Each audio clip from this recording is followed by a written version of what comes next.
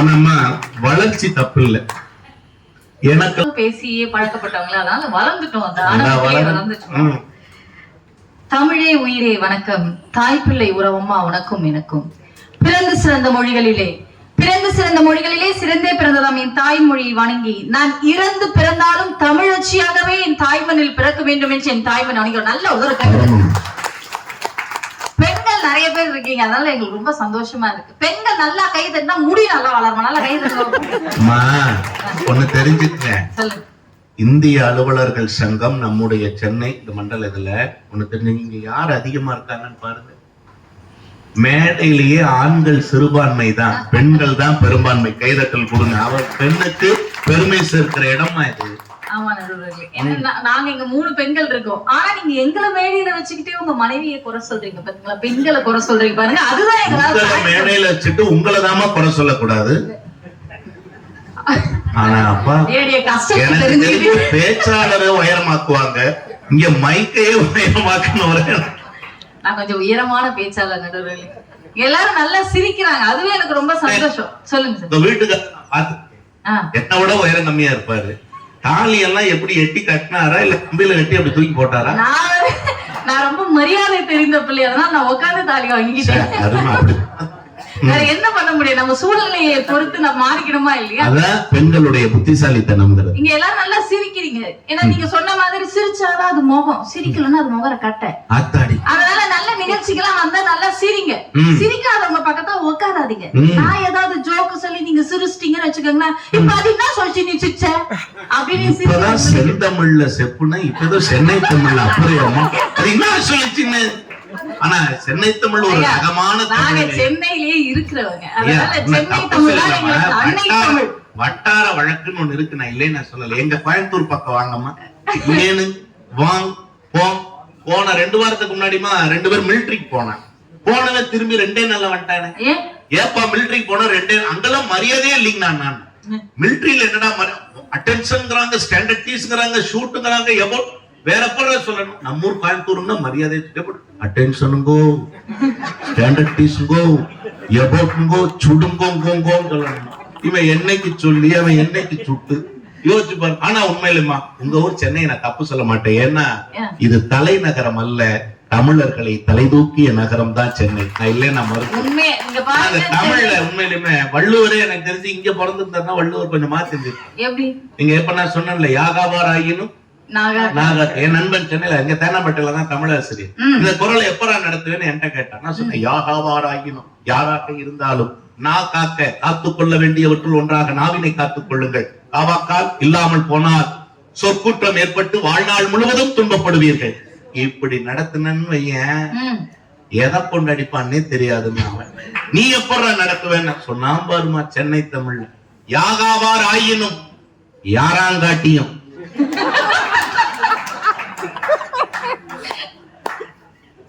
யாராவாராயினும் யாராங்காட்டியும் நாகாக்க கம்னு குந்திக்கோ. திருவள்ளுவர் அரங்கம்மா நோட்டீஸ் கம்னு குந்திக்கோ. காவாக்கால் சோக அப்பர் சொல் இழுக்கப்பட்டு. இதுக்கு சொன்னாமா என்ன இழுத்துட்டு வந்துருச்சு என்ன தெரியுமா? லோல் படுவேன் உங்கள் இன்ஜின். அப்படி இல்லாம அன்னை தமிழ் சென்னை தமிழ். எனக்கு என்ன தெரியுங்களாம்மா, மதுரையில ஒரு தமிழ், நெல்லையில ஒரு தமிழ், கோவையில் ஒரு தமிழ், ஆற்காட்டுல ஒரு தமிழ், இன்னும் சொல்ல போனா கோவில்பட்டி இந்த பகுதியில கரிசல் தமிழ். எல்லா பக்கமும் தமிழ் வேறுபடுகிறது, ஆனால் பண்பு வேறுபடுவதே இல்லை. தமிழர் என்கிற குணம் மாறுபடுவதே இல்லை. அதுதான் சென்னைங்கிறது. சென்னை வந்து தமிழ்நாட்டுடைய ஐசியூ வார்டு மாதிரி. எங்கேயுமே பழைக்காதவங்க சென்னை வந்து பழைச்சுக்குவாங்க. அவ்வளவு ஒரு சூப்பரான ஊர்னா அது சென்னை மட்டும். நீங்க இங்க வந்து இப்ப எல்லாம் நல்லா சிரிக்கிறாங்க. இந்த மாதிரி ஒரு மேடையில பேசிக்கிட்டு இருந்தேன், யாரும் சிரிக்கல. எனக்கு ஒரே வருத்தமா போயிருச்சு. நம்ம பேசுறது சரியில்லையா இல்ல கேக்குறவங்களுக்கு எல்லாம் காது கேட்கல. அப்படி உத்து பார்த்துக்கிட்டே இருந்தா எனக்கு முன்னாடி இந்த ஆடியோ போட்டார் பாருங்க, அவர் சிரிச்சுக்கிட்டே இருந்தார். எனக்கு ஒரே சந்தோஷம். நம்ம பேசுறதுக்கு நம்ம புருஷனே சிரிக்க மாட்டான், இவர் சூப்பரா சிரிக்கிறாரு. உங்க முகத்தை பார்க்கும்போது அவங்க மாமியார் முகம் மாதிரியே தெரிஞ்சிருக்கும். அதான் சிரிச்சிருந்திருக்காரு. நான் அவருக்காக 10 நிமிஷம் எக்ஸ்ட்ரா பேசி முடிச்சுட்டு இறங்கி போய், அண்ணன் ரொம்ப நேரமா சிரிச்சுக்கிட்டே இருந்தீங்க, அவ்வளவு சூப்பரா பேசினான்னு கேட்டதுக்கு அவர் சொன்னாரு, மூதேவி போ அந்த பக்கம், என் பல்லோட அமைப்பே அப்படித்தான் அப்படின்னு. 8 பல்லுக்காரனுக்கு 10 நிமிஷமா பேசிட்டு இருந்திருக்கேன். அப்படிலாம் இல்லாம இங்க எல்லாம் நல்லா சிரிக்கிறாங்க. ஏன்னா மேடைகள்ல பேசும்போது தெளிவா சில பேசணும். நேரங்கள்ல அப்படிதான் அமைஞ்சிடும். அன்னைக்கு ஒரு இடத்துல பழமொழிகளா சொல்லும், யாதும் ஊரே யாவரும் கேளு அப்படின்னாரு.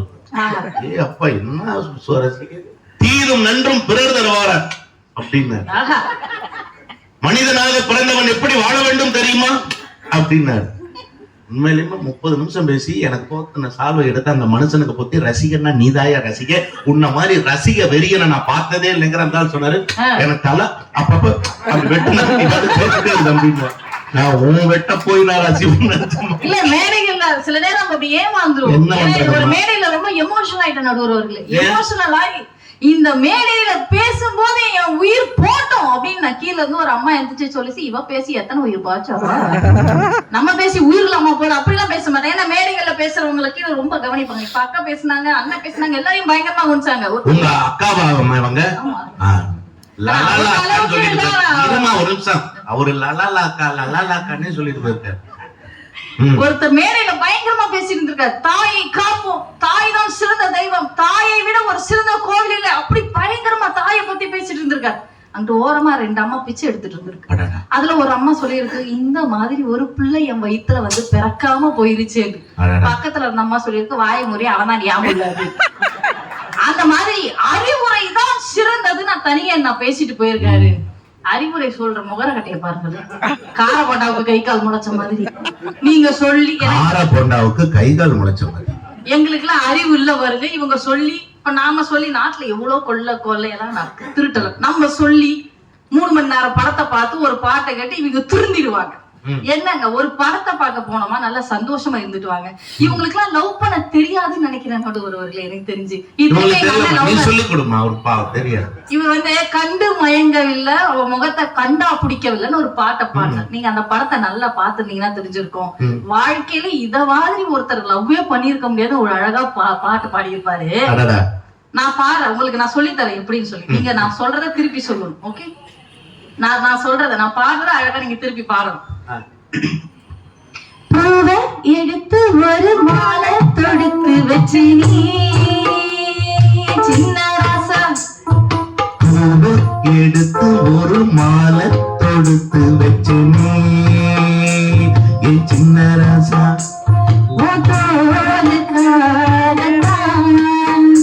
இந்த மாலை கல்யாணம் கச்சேரி எடுத்து ஒரு மாலை தொடுத்து வச்சு நீ அவ்வளவு அழகா ஏதோ நகைச்சுவையா பேசுறேன், நல்லா பாடுறேம்மா. ஏங்க அந்த வரியில இல்லாத அழகாங்க, அதை விடவா நீங்க லவ் பண்ற போறீங்க? அதை விட எனக்கு தெரிஞ்சு வீட்டுல இருக்க தயவு செய்து ஆண்களுக்கு சொல்ற, உங்க வீட்டுல மனைவிய லவ் பண்ண கத்துக்குங்க. பாதி பேருக்கு லவ் பண்ண தெரியல. காலையில எல்லாரும் எந்திரிச்சோம் ஒரே டயலாக், இந்த அடி டீ எடுத்துட்டு வா, இந்த அடி காப்பி எடுத்துட்டு வா, இந்த அடி என் ட்ரெஸ் எடுத்துட்டு வா, பிரஷ் எடுத்துட்டு வா. பேஸ் ஒரு நிமிஷம், அங்க வீடியோகிராஃபர் அண்ணன் எங்க இருக்காரு? அண்ணா ஒண்ணு இல்ல, கொஞ்சம் முன்னாடி வாங்க. இல்ல ஒண்ணு இல்ல அண்ணே, அண்ணே நான் சும்மா வாங்க, நான் முன்னாடி வாங்கண்ணா.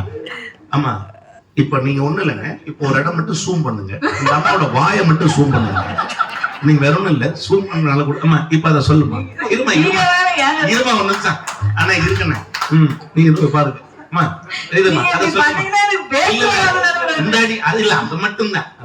சொல்லுமா, ஒன்ஸ் மோர் ப்ளீஸ். ஐயோ கைதட்டல் கொடுங்க, ஒரு ஆதரவு கொடுங்க. இங்கம்மா இப்ப அந்த வாயமைப்பை மட்டும் நீங்களும் உத்து பாருங்க. எனக்கு வெக்கமா வருது.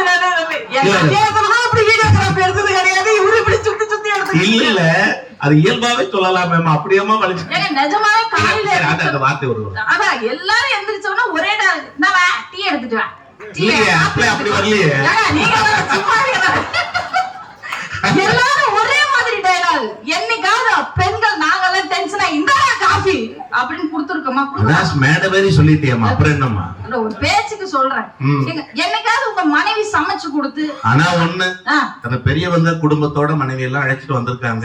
நாளை காலையில 6 மணிக்கு அம்மாட்ட காப்பி கேட்கும் போது சொல்ல வச்சனால சம்பத்தையா பாத்துட்டே இருக்காங்க. உங்களுக்கு என்னைய பத்தி தெரியாது நடுவர்களே, என்ன மாதிரி ஒரு நல்ல பெண்ணு நீங்க உலகத்துல தேடி எடுத்தாலும் கிடைக்க முடியாது. நான் எவ்வளவு நல்ல பிள்ளை தெரியுங்களா? எனக்கு கல்யாணம் ஆகி 5 வருஷம் ஆகுது. சத்தியமா சொல்றேன், இப்போ வரைக்கும் என் மாமியார் உசுரோட வச்சிருக்கேன். அவ்வளவு நல்ல பொண்ணுங்க நானு. எல்லாம் பெரியவங்களா இருக்கிற சபை இப்படியா சொல்றது? நிஜமாவேங்க எங்க வீட்டுக்கார பெத்து எடுத்த தெய்வங்க அவங்க. எங்க வீட்டுக்கார டெய்லி சொல்வாரு நடுவர்களே, எங்க அம்மா உனக்கு குல தெய்வம் மாதிரி, சாமி மாதிரி. நான் என்ன போட்டா மாட்டி பொட்டா வச்சுட்டேன், சத்தியம் பண்ண மாட்டேன். நீ சொல்றது பார்த்தா சீக்கிரம் வைக்காம விட மாட்டேன். ஆனா எனக்கு வெறி கொண்டு பேசுற பேச்சாளர்னே தான். அப்படிலாம் இல்ல. ஏங்க முதல்ல நான் என்ன நீங்க என்னைக்காவது உங்க மனைவி நீங்க எப்படி கூப்பிடுவீங்க?